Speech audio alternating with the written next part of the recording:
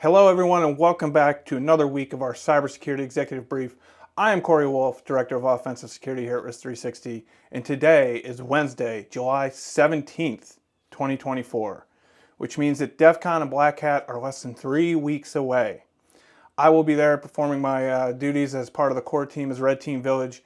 If you're going to be at Black Hat or DEF CON, I would love the opportunity to be able to come and say hello to you. So if you're going to be there, please get in touch with me. I'd love to say hello. You can send me a message on LinkedIn. Of course, you can send me an email, corey.wolf@risk360.com. So if you're going to be there, please make sure, let me know. I'd love to come and say hi. With that, let's jump into it. The big, some of the big news that we're talking about this week, a recent report was put out regarding ransomware and a 20% jump in Q2 compared to Q1. So some of you that have been following along for a bit now, we do talk about ransomware and trends in ransomware somewhat regularly. And this is something that we've talked about, quite a bit, that ransomware continues to have an uptick. It continues to become more and more prevalent and prolific. So some research put out here by Reliaquest. Basically what you can do is you can monitor the ransomware crew leak sites, because every time they have a victim that we know about, they post it on their leak site and they say, hey, we ransomed this person, this company they didn't want to pay, and that's when they put them out on their blogs, on their leak sites. So there's aggregators of all this information. And so you can collect this and you can say, okay, there were X amount of victims this week or this month, this quarter, right? And we can compare Q1 to Q2 in this case. And so what Reliaquest has done has put out a report showing a 20% increase from Q1 to Q2 in ransomware incidents. Couple caveats here.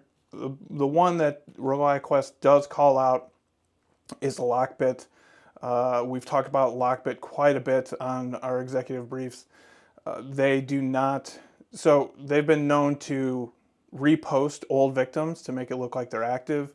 LockBit and various agencies throughout the world have been having a pretty big back and forth in 2024. FBI took down some of their infrastructure, they came back, blah, blah, blah, blah, right? But what happened here is that LockBit was reposting old victims. So the FBI took down their infrastructure, they were reposting old victims on their leak site to make it look like they were active. So Reliaquest does call this out in the report about how some of the LockBit data may or may not be true. One thing that is true is that LockBit, since the most recent FBI takedown, LockBit said they got the Federal Reserve. They did not. They got a member bank, Evolve Bank and Trust. We talked about this a week or two ago. But they were saying, hey, we got the Federal Reserve. They didn't. They got Evolve Bank and Trust. And so ever since then, it's been pretty difficult to view the LockBit blog. They have various onion sites or dark websites. The primary one is their blog, which we have not been able to access, right? They do have some of their sites that are operational. For example, their leaked data site is available. All the dates are May 29, 2024. And if we try to access any of their blog websites, it doesn't work. I'm not sure that you could see this, but if we try and go to some of their mirrors, right now I'm being met with a password request. So you cannot access any of the public LockBit blogs. So we're not seeing some of their infrastructure. And the infrastructure that we can see is going back, their leak sites all have May 29, which looks like they just did a bulk upload on May 29, right? Point being is that, yes, they're active. Yes, they are doing things. It doesn't seem like they're operating at the level that they were before. Regardless, I would agree with this analysis. Ransomware incidents continue to grow and get more and more and more, right? It continues to happen. So this is good data out of Reliaquest. I suggest you go check out the report. There's some good tidbits in there. And last caveat when it comes to this, There are some victims that will not be posted to leak sites. So if they pay the ransom, oftentimes the ransomware crew will not post that victim to their leak site. So it's probably more. So we see here ransomware jumped in the second quarter as threat groups listed 1,237 organizations. It's more than that. It's more than that. If the victim pays, most of the time they don't end up on the leak site. So it's definitely more than that. What are you going to do? Side note, I would recommend CISA put out a red team report for a engagement that they did on, they didn't name the agency, but I believe it's classified as a federal civilian bureau, maybe. I could be getting that wrong. But CISA put out a really good red team report about how they gained access to this agency. They sat undetected for months. I think it was 5 months. And were basically able to have the run of the place. And unfortunately, that's common, not just with federal agencies, but with private companies as well, which is why you see ransomware just going for it and being extremely successful. So I would also recommend you check out that report. Big news this week, AT&T had a data breach. So nearly all customers is what they say here. Nearly all customers. This one has an association, so AT&T is a public company with the SEC cybersecurity requirements now. They do need to report, and the SEC recently put out updated guidance on this, but they do need to report what they refer to as material cyber incidents. So this, I believe AT&T, let's see here, originally saw it sometime in April. I can't find it. It's in here somewhere. Originally found it sometime in April. I guess they spoke with the FBI. FBI said, no, you can wait to disclose it. They did. They did wait to disclose it. So now you can find an 8K from AT&T documenting this incident.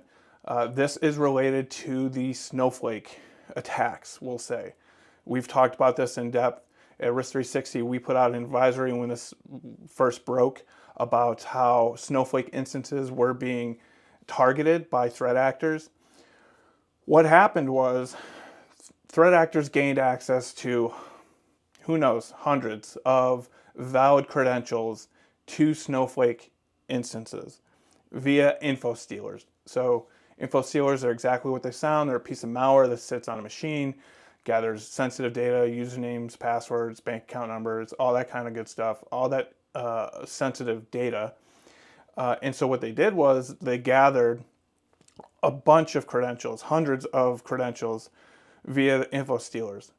And they performed a targeted attack on Snowflake. So this is where the Ticketmaster breach is coming from, Santander breach, AT&T is Snowflake. There's so many of them. There's lots, actually. And so what occurred here was the threat actors had all these credentials for Snowflake, started to perform targeted attacks on these Snowflake instances. So if you don't know what Snowflake is, it's basically just a huge database in the cloud. That's all it is. There's lots of other, buzzwords that might be said about it, but at the end of the day, it's a big database in the cloud, what would be referred to as a data lake. That's really all it is. So you can log into these instances various ways. But the threat actors took these credentials, performed a targeted attack against Snowflake instances, and gained access to a multitude of different organizations. AT&T clearly being one of them. Here we go, yeah, I was looking for this before. AT&T said it learned of the data breach on April 19, but it was unrelated to security incident in March. So they had a March incident, but this one occurred on April. They became aware of it on April 19. AT&T did call out and specifically say that it was related to the Snowflake, the Snowflake incidents. The threat actors literally had these credentials. What they would do is they would manually log in to Snowflake to, one, verify that the credentials worked, and then two, identify whether or not MFA was enabled with those credentials. So if they were able to verify those two things, they had a whole suite of tools. that they use specifically for accessing Snowflake via, command line applications and other ways. But they basically had an automated system. Once they verified those credentials were valid, there was no MFA. They put those credentials into their automated system, which would connect to Snowflake, gather whatever table and whatever data tables and whatever data that they could, and exfiltrated that data. So every breach that you hear related to Snowflake is because of an insecure Snowflake setup. Basically, credential reuse, no MFA, no network segmentation, no allow listing, none of that, right? Snowflake has a very good security overview and best practices. Some are coming back on Snowflake saying, well, maybe they should have done more. Yes, I agree, probably. But at the end of the day, it's, to me at least, it's up to the owner of that tenant to secure it. And Snowflake has some very good documentation on how to secure your Snowflake instance. Of course, MFA is one of those. Yeah, this AT&T incident related to Snowflake, insecure setup. They did not lock down their Snowflake instance like many other companies that we're seeing that are related to this breach. And at the end of the day, MFA, I'm not saying MFA is the be-all end-all, but MFA would have definitely stopped and or slowed down much of the attacks that the threat actors were carrying out through this. So another incident with Snowflake, AT&T, pretty much all customer data. They only got the metadata, which I don't know how you feel about that, but they only got the metadata. Yeah, nearly all customers. They don't have recordings of calls or things like that, but yeah, nearly all AT&T customers. So I mentioned DEF CON earlier. So, I am part of the core team at Red Team Village, working through the workshops. So we did release our schedule on Monday, and I wanted to call out a couple of trends that I've noticed through the submissions. Our schedule is live if you want to check it out at redteamvillage.io/schedule. Not as many AI talks as you would think. There is much more activity related to Mac OS and Mac OS malware. Big uptick in Kubernetes research, not only by offensive security practitioners, but by threat actors. One interesting tool that I like to call out is a Kubenomicon from Grant Helton, a Risk360 alum. So lots of activity around Kubernetes, lots of activity around automating. So automating not only some offensive ops, but generating payloads, those kinds of things. So I would recommend you check this out. I also have a LinkedIn post where I go more in depth into some of the trends that I've noticed through the submissions and the workshops that we have at Red Team Village. I can link to that as well, but it's some interesting data to take a look at. And if you're going to be at DEF CON, make sure you check out the Red Team Village schedule. So that's it for this week. Again, if you're going to be at Black Hat or DEF CON in just 3 weeks here, please reach out to me. I would love the opportunity to say hello and get some face-to-face time with you. So please, you can message me on LinkedIn, email me, corey.wolf@risk360.com. And yeah, hope to see you there. I hope you have a great rest of your week, an excellent weekend, and we'll see you here again next week. Speak soon. Thanks for watching.